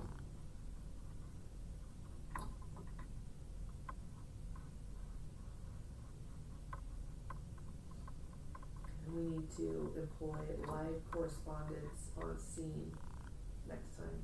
Yes. See how much paint came off of there? It's a lot. So you have to constantly kind of wipe your brush off. Now in stone, again, there's going to be a lot of variation in color, subtle shifts and whatnot that you're going to want to. That's why I like using Titan Buff and yellow ochre and stuff, because there is, even though people think of it as like black and gray, there are still a lot of tones within that. Okay, we got a comment question, babe. Okay. Okay, from Chloe. good, but the top and bottom look different hue, but the same value. So how do you know when the value shift is subtle like that? Well, at this point, it's like basically I'm going to be going over everything again.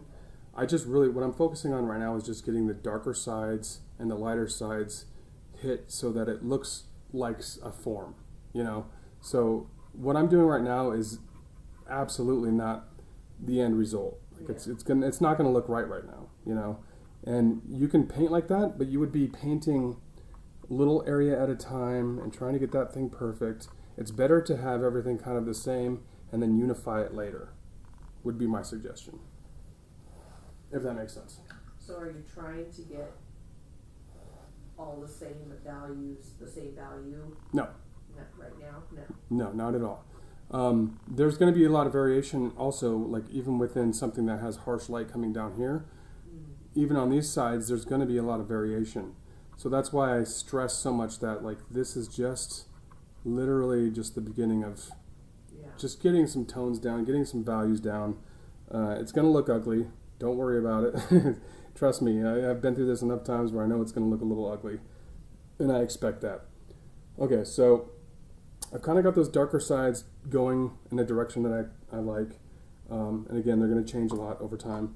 But right now I'm going to start hitting this brighter side up here, which is like it's really almost pure white in most of it, So, but what I like to do with that, because I know it's pure white and there's not a lot to look at, is I like to use something like my Titan Buff here, and then first color it with that. And actually, I don't know, I might use a different brush just because this one has so much dark on it. I'm going to put that in my little water tray here, and I'm going to get my, let's see here, yeah. Let me get another brush here.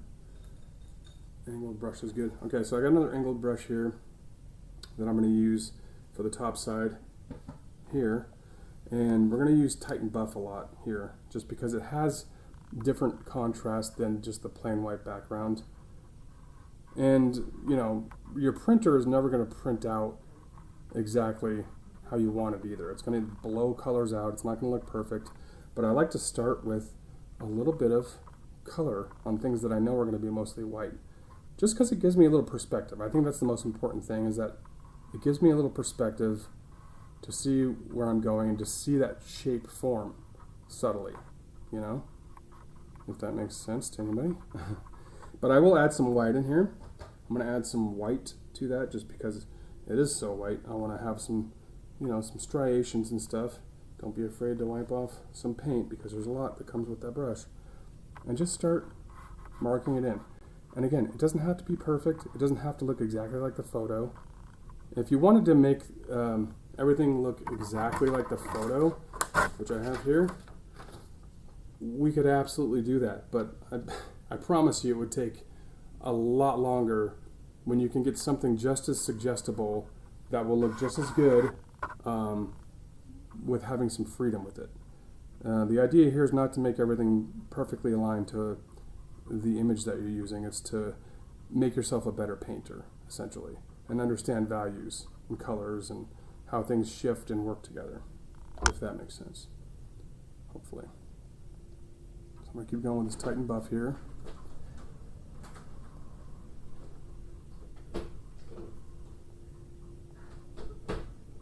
So I also want to ask, the people in this group so far, I would love to ask a question about you guys, how long have you been painting?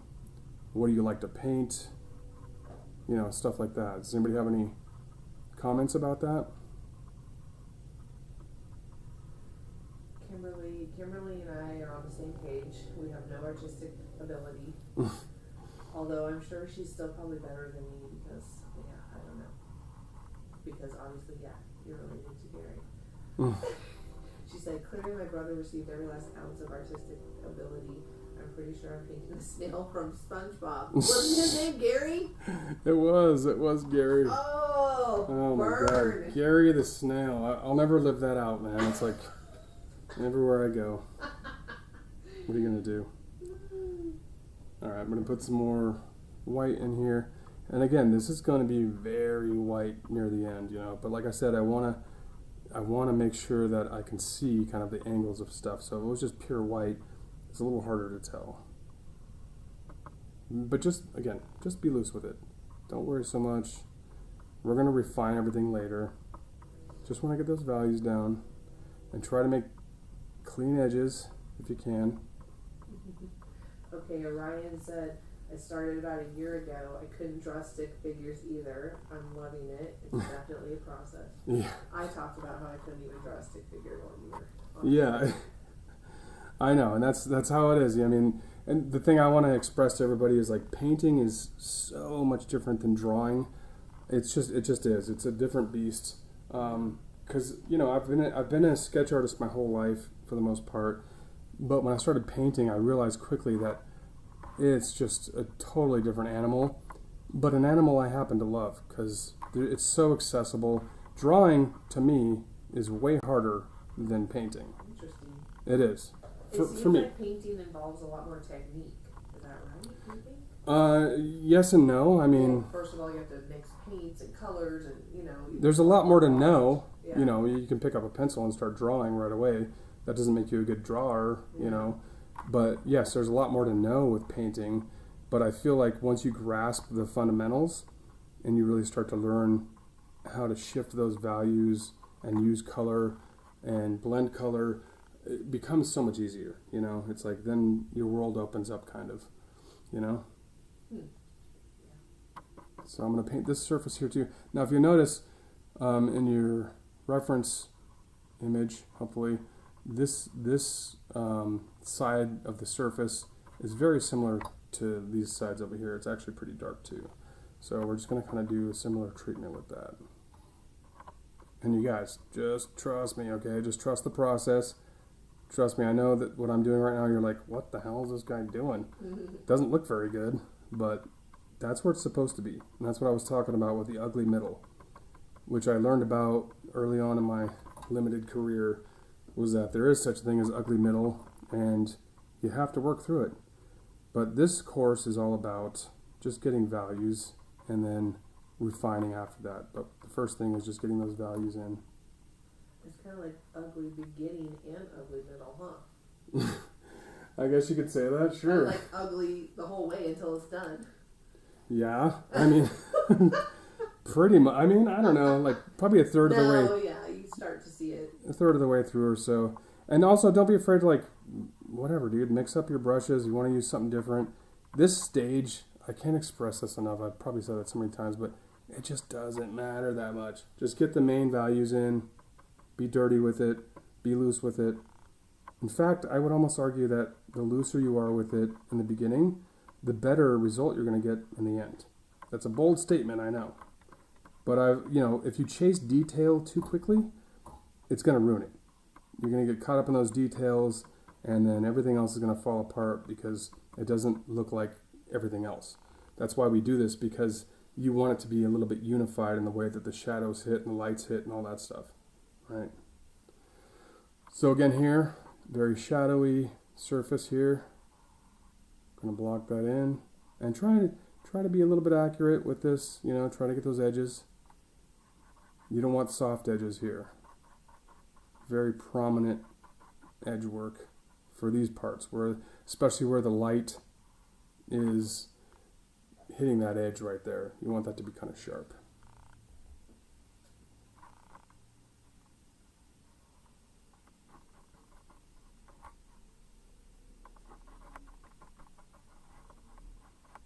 And it's a little bit darker. It's definitely darker in here. Add a little bit of that. Make sure you're always checking in with your reference image. It may not end up looking exactly like that, but it's always good to at least see the values and where the lights are hitting and all that stuff. And didn't even talk about that. But so there's wet blending and then there's dry blending. I prefer wet blending. Dry blending works very well too. Absolutely.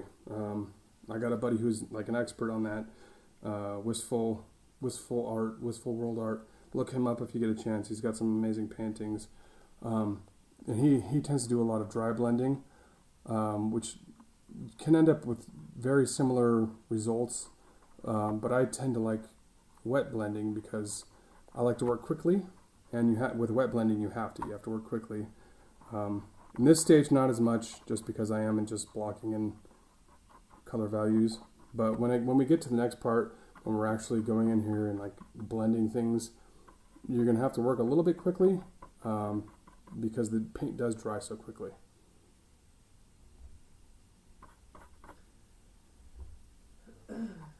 Somebody who I think is probably one of your nephews commented, that is not my YouTube, so maybe it's Tyler.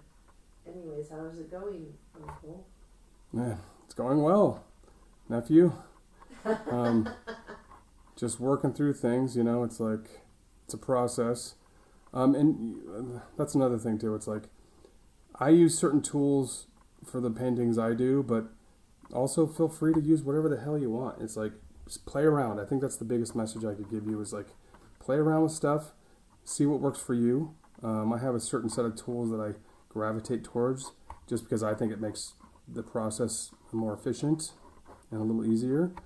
But everybody's going to do their own thing essentially, So, I'm talking too much, I know. No, this is so interesting to me because, like I said, on the opposite side of the spectrum, not a lot of artistic ability, very different minded, and I think this is why stuff like this is so hard for me. I need to like follow a recipe, follow directions to the exactly, and Gary is always like that. Well, he will cook and he's an amazing cook, and he'll be like, oh, I just throw a little bit of this in, throw a little bit of that in. Like, no, if I did that, we would be ordering DoorDash in 30 minutes.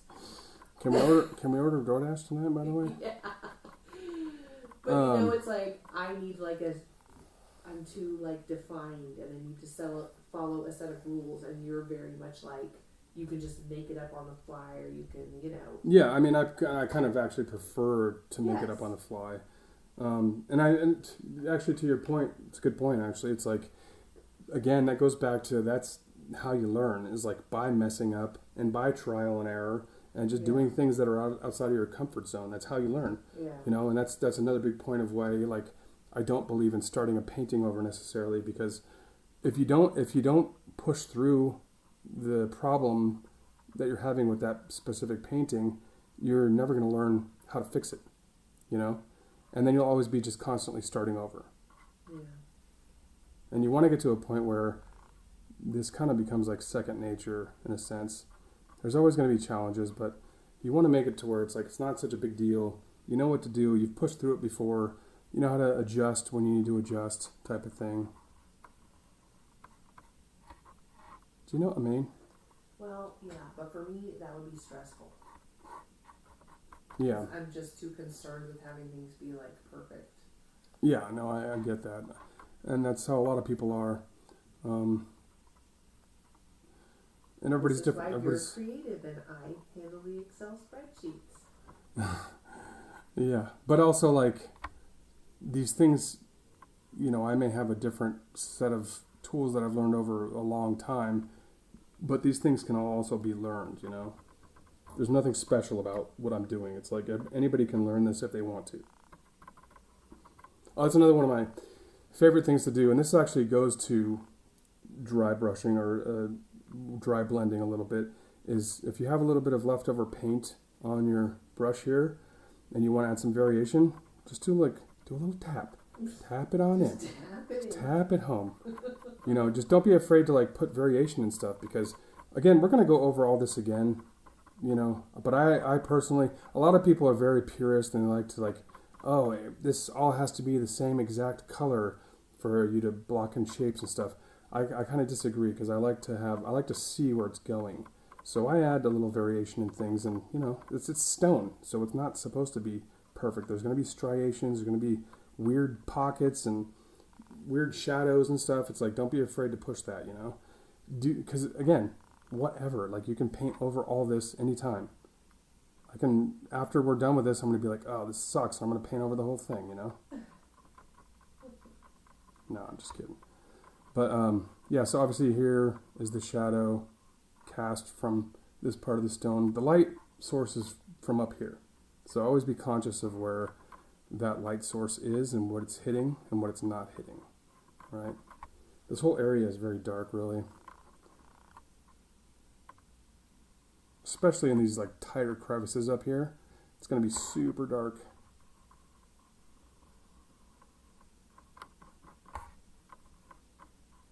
Kind of digging these angled brushes though. I just got these, and mostly I use filbert, just regular filberts, but this has a nice angle to it, so it's like I can hit those like tight little corners and press out. It's kind of nice.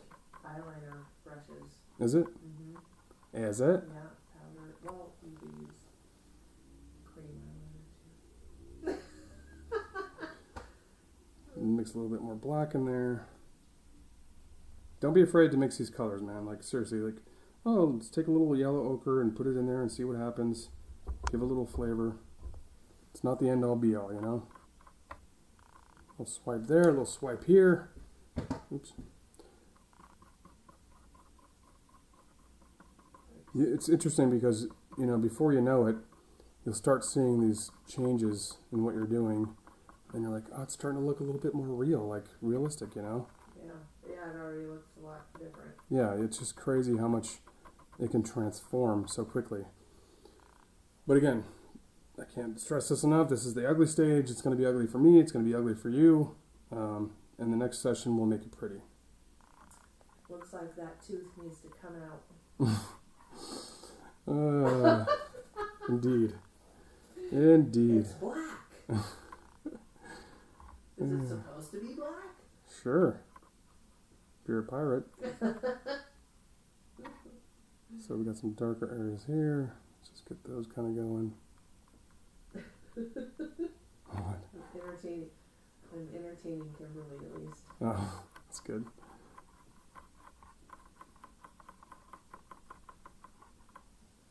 And myself, as always. Mm-hmm.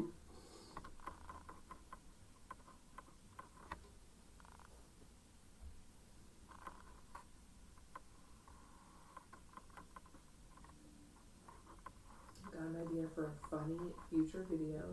Mm-hmm. Gary tries to teach me how to paint something. That'd be either funny or depressing. Or we get a divorce after. Yeah, I think that's probably the best option.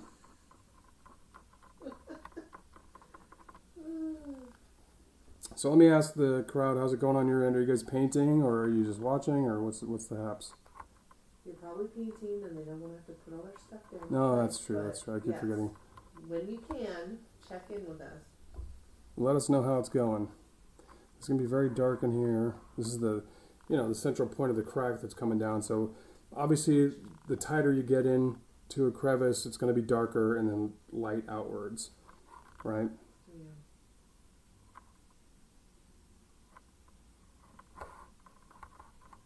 We got some watchers, which is good. I feel like, observation is good, so it helps you understand how to do things. Yeah, I mean, that's how I learn to do things, is by watching other people do it, essentially, you know? And it's Friday night. It's like, sit there with a drink in your hand and watch. That's what I'd want to be doing. Yeah, absolutely. That's what I do want to, so we've kind of got this part blocked in pretty good. I'm going to put a little white over here just so I can see the difference here. Oops, that's a lot of white. But that's okay. I want to define this edge again a little bit. Draw it down. It's probably too white. I'm going to add a little bit of this here tat and buff.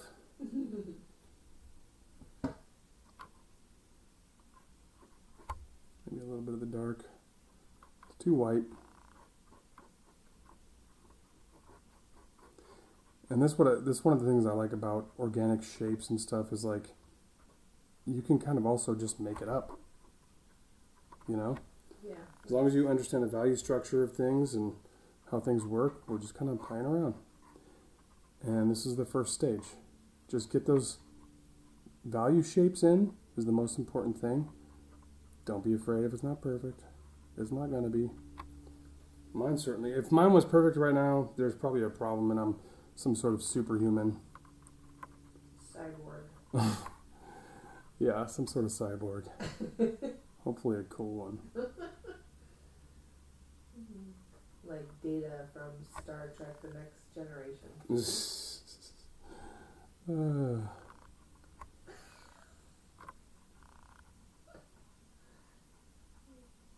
I should be wearing my glasses right now. Yeah, your jeweler glasses. Yep. I'm probably getting a little too detailed right now, honestly. Like, yeah, I thought you were just gonna block it out. yeah, I am. I know, I get carried away sometimes. I start doing things and I'm like, okay, what am I doing? But yeah, let's just make sure we got the rest of this kind of blocked in. And I do like this stippling effect with wet blending as well. Just kind of dabbing. You'd be surprised how much blend you can get in there. Light dabs, you know what I mean? It really helps. It makes a big difference. So, yeah, let's do a little bit more, white in here, I think.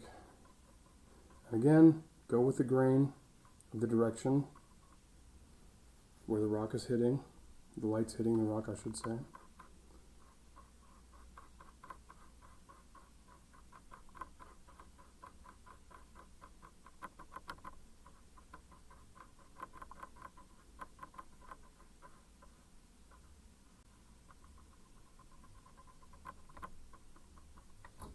Yeah, it's very ugly right now.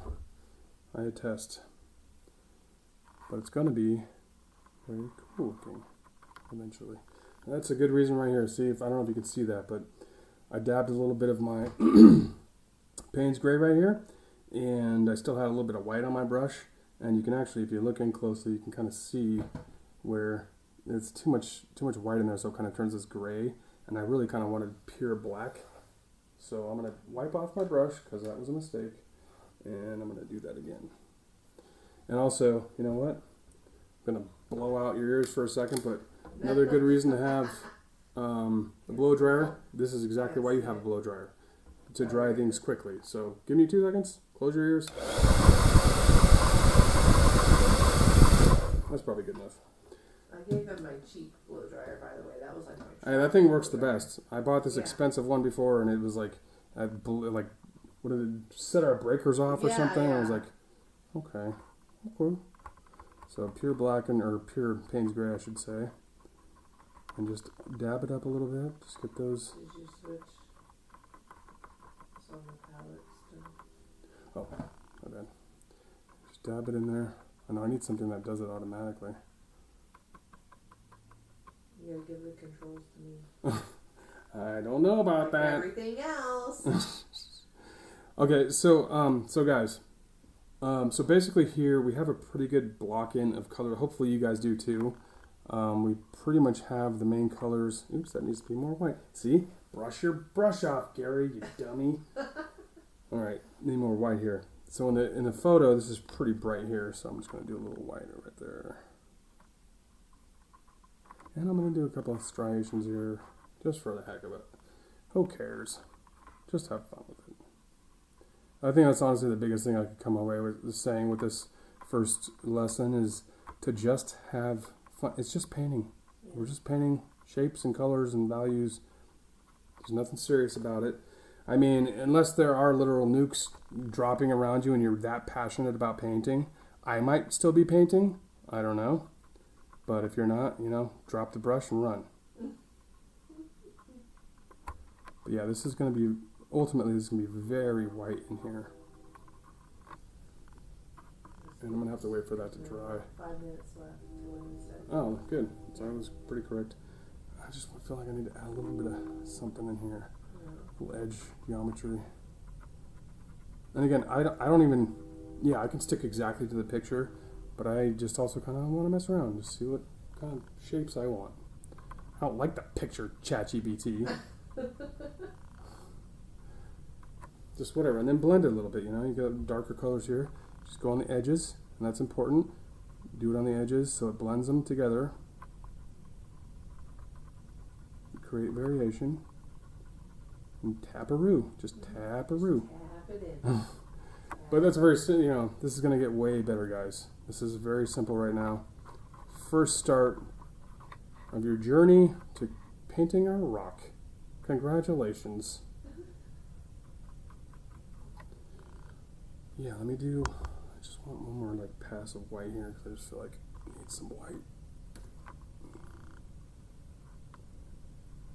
Keep those edges nice and tight. See, what we're going to do in the later phase is we're going to start really dialing in the values more in stage 2. And then after that, after stage 2, we're going to come in and do very structured detail work. So then you're really going to start to see the little crevices and pops and highlights and stuff like that come in.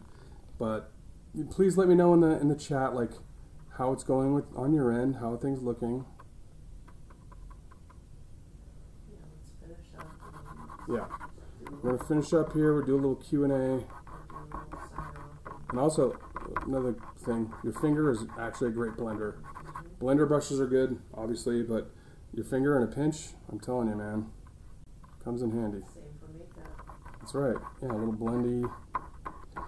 Anyway, obviously, this looks pretty terrible at this point, and it's supposed to. So, that is... I think it looks good.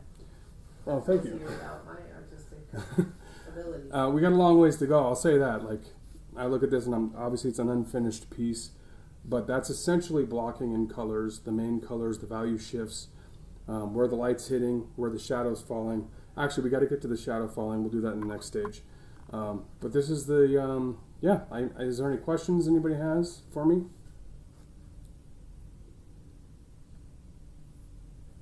Thank you guys so much for joining us. It was very fun. I hope I wasn't too annoying. I was just in here to try to moderate and keep things going, but I had fun. I was probably a little too chatty, but that's Oh, you did good, babe.